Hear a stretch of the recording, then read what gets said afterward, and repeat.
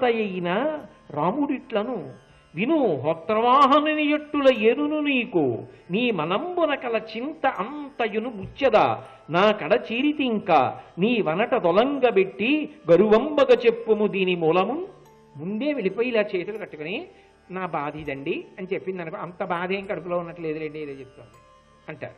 ముందు అసలు నోటితో మాట్లాడలేదు, తన ఉద్వేగాన్ని ప్రకటించి. అంటే భీష్ముడు అంత అన్యాయం చేసేసి ఉంటాడు, లేకపోతే ఇలా ఏడుస్తుందా పాపం అని అనిపించారు.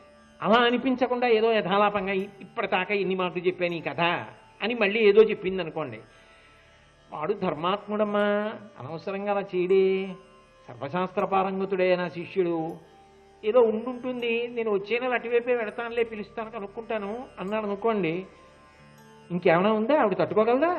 అన్నాళ్ళు ఆవిడ తట్టుకోలేదు. అందుకని పరశురాముడు వెంటనే జోక్యం చేసుకునేటట్టు చెయ్యాలి. ఎంత నాటకీయత ప్రదర్శించిందంటే కనుగొవన శ్రుధారణులకన్ అసలు నోట మాట మాట్లాడలేదు. మాట్లాడకుండా ఇంకసలు కళ్ళంబట నీళ్లు బిందెలతో ఒలికిపోతున్నట్టు ఒలికిపోతున్నాయి. ఒలికిపోతూ అదే పనిగా నిలబడి ఏడుస్తోంది అనుకోండి, ఇంకోలా ఉంటుంది. అందుకని చరణానతయైన రాముడిట్లను ఆయన పాదాల మీద తలపెట్టేసి వెక్కి వెక్కి ఏడ్చేస్తుంటే ఆ కళ్ళ నీళ్ళన్నీ ఆయన పాదాల మీద పడిపోయి కన్నీళ్లతో కడిగేస్తోంది. లేవదే ఆయన ఏమంటాడు? అంత ఏడుస్తుంటే పాపం ఎంత బాధలో ఉందో పిచ్చి తల్లి అనుకుంటాడా? అనుకోడా? సహజంగా ఆయన అన్నాడు వెంటనే, విను హోత్రవాహనుని ఎట్టల ఏనును నీకు, మీ తాతగారెంతో నేను అంతేనమ్మా నీకు, ఎందుకంత ఏడుస్తావు అంటే ఇప్పుడు తాత కర్తవ్యాన్ని ఆయన నెత్తికెత్తేసుకున్నాడు. మొదటి విజయం సాధించేసిందా లేదా? అమ్మయ్యా, మీ తాత లాంటి వాడిని నేనంటే వచ్చే నెల చూస్తానండం. ఉత్తర క్షణం ఈ కార్యక్రమం మీద ఉంటాడు. కాబట్టి ఏనును నీకు నీ మనంబన కల చింత ఎంతయును బుచ్చదా నా కడ చేరితి ఇంకా, ఎందుకమ్మా నీ మనసులో ఉన్న కష్టం అంతా తీర్చేస్తాను, బెంగపెట్టుకోకు. అభయం ఇచ్చేశాడుగా, అంటే భీష్ముడిని వంచేస్తాడుగా. ఇంత భీష్ముడు వచ్చి చేతులు కట్టుకుని ఇలా నించుంటాడుగా. ఏం చేయమంటారు గురువుగారు అంటే భీష్ముడు ఏం చెప్తే చెయ్యాలిగా. చేయకపోతే గురువు ఆయనకున్న అస్త్ర విద్య అటువంటిది, భీష్ముడి తల తెగిపోతుందిగా, యుద్ధంలో చంపేస్తాడుగా. భీష్ముడు చచ్చన్నా పోవాలి, తనని తీసుకెళ్లి తమ్ముడికి ఇచ్చి చేస్తాడో ఇంకోటే చేస్తాడో తను చెయ్యాలి. భీష్ముడు చేశాడు మళ్ళీ పట్టుకెళ్ళి అని నేను అనిపించుకోవాలి. ఎవరిని చేసుకున్నాను నాకు అనవసరం. నీ వనట దొలంగబెట్టి గరువంబుగా చెప్పుము దీని మూలమున్. కాబట్టి అమ్మ కాసేపు ఆ ఏడు పాపేసి నాకు అర్థమయ్యేట్టుగా ఆ విక్కిళ్ళు ఆపేసి అసలు ఏమైందో చెప్పు.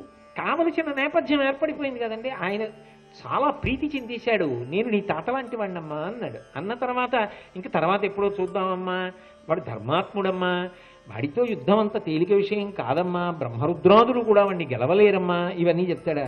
బాగుంటుందని తాత లాంటి వాడిని అన్న తర్వాత తానన్నా పోవాలి కానీ యుద్ధానికి వెళ్ళాలి. కాబట్టి ఇప్పుడు మళ్ళీ అంబ భీష్ముడు నా జీవితం పాడు చేసేశాడు, మళ్ళీ కథంతా చెప్పింది. ఎలా? తనకి అనుకూలంగా ఉండేటట్టుగా చెప్తుంది. ఎప్పుడు చెప్పిన తర్వాత విన్నాడు. ఆయనకి ఏమని అనిపించిందంటే అసలు ఈవిడ నోరెత్తి చెప్పడానికి వీలు లేకుండా బలవంతంగా తీసుకుపోయాడు భీష్ముడు.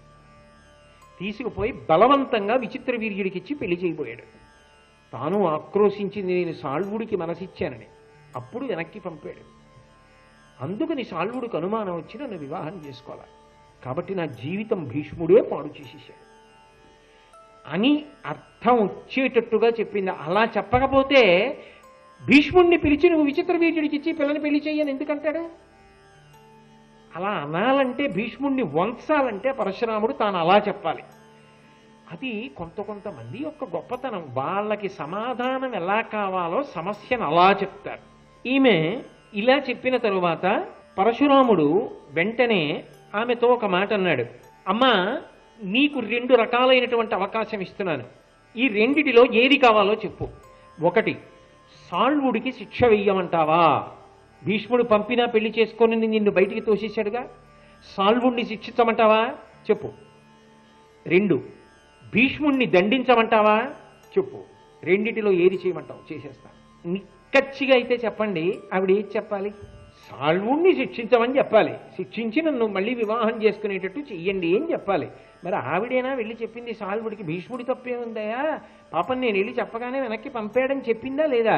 మరి చెప్పింది, ఇప్పుడు భీష్ముడిని దండించమని ఎందుకు చెప్పాలి? సాల్వుణ్ణి దండించమని చెప్పాలి.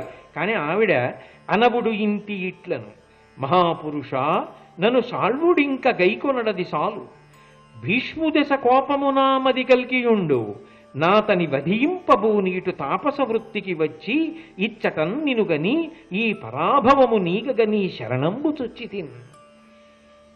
ఓ మహానుభావ, సాల్వుడు నన్నిగా పెళ్లి చేసుకోడు, చచ్చైనా పోతాడు కానీ పెళ్లి చేసుకోడు. అంటే సాల్వుడి జోలికి పరశురాముడు వెళ్ళడం ఆవిడికి ఇష్టం లేదు.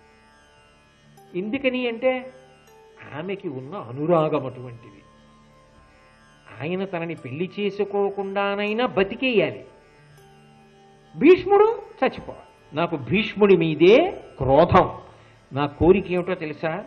ఆతని వధింపబూని ఇటు తాపస వృత్తికి వచ్చి ఇచ్చటం నినుగని ఈ పరాభవము నీగగ నీ శరణంబు చొచ్చితిన్. భీష్ముణ్ణి చంపేయడానికి కావలసిన శక్తి పొందడానికి తపస్సు చేయడానికి వచ్చాను. నువ్వున్నావని తెలిసి నిన్ను శరణాగతి చేశాను.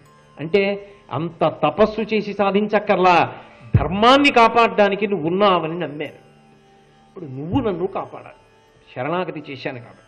వెంటనే ఆయన అభయం ఇచ్చేశాడు. ఆయన అన్నాడు, భీష్ముడిని కదా దండించాలి, నువ్వు బెంగపెట్టుకో, వంచేస్తాను పిలిచి. వాడు నా శిష్యుడు, ఎందుకు కాదంటాడు? అనినా నా చెప్పినట్ల గంగాత్మజుండు చేయు, చేయక తక్కిన శితశరముల అతని పడవయితు, ఊరడు మొదల నీకు తపము చేయంగ నీటికి తనువుడయ్యా. ఎందుకమ్మా నీ శరీరం అంతా శోషించిపోయేటట్టు తపస్సు చేయవలసిన అవసరం ఏమిటి? నేను లేను.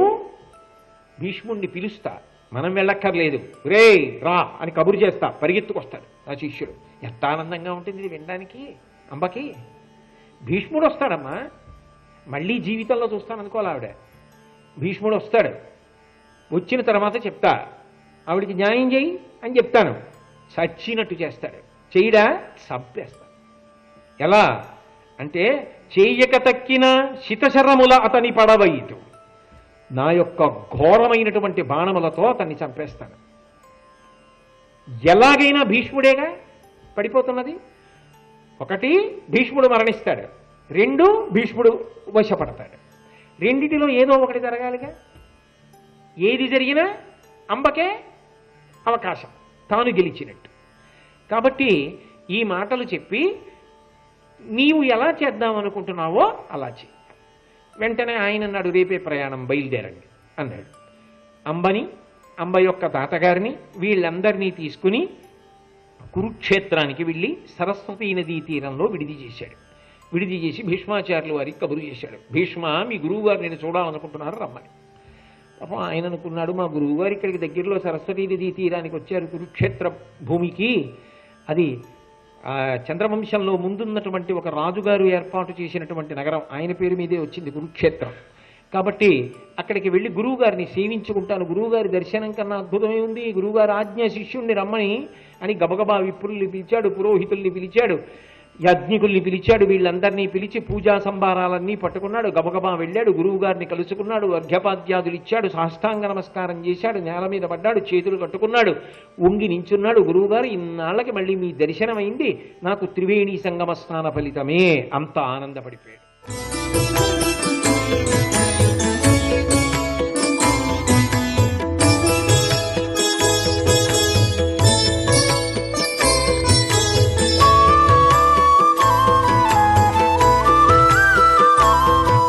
సర్వం శ్రీ ఉమామహేశ్వర పరబ్రహ్మార్పణమస్తు.